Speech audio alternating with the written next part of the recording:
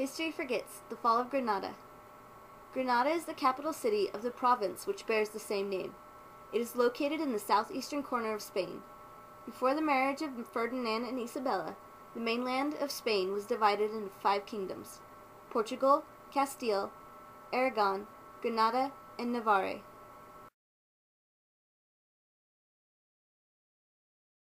Muslims had inhabited Spain since mid-7th century, having crossed into Europe through Morocco. However, by 1400, Christians had begun a campaign to reclaim and unite Spain. Spain was ruled by local Muslim powers until the marriage of Ferdinand and Isabella.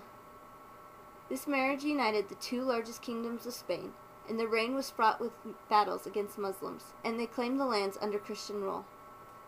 Granada was one of the last standing Muslim-ruled kingdoms in Spain. The Nasrid dynasty had ruled Granada since 1212. Protected by natural barriers of mountains and fortified cities, Granada withstood the Christian king's long battles. However, the leadership of Granada was not united and cannot present a united front. The Reconquista, or Reconquest, of Granada began in 1478. In 1478, the Pope gave the Spanish Inquisition permission to eradicate heretics of the Catholic faith. Enemies of the faith were given the choice to convert or die by their swords. Many converted to spare their lives, but secretly continued to practice their religion. As the kings gained Muslim land in battle, survivors fled to Granada, where they allowed its ruler, Muhammad XII, to keep his land.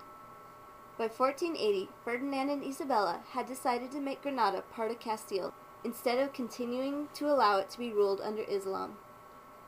In 1482, Muhammad rebelled against his father and pledged to serve Isabella and Ferdinand in return for their support. Muhammad was captured and released twice by the kings. Between 1485 and 1491, Ferdinand and Isabella captured the Muslim cities of Ronda, Malaga, and Almeria.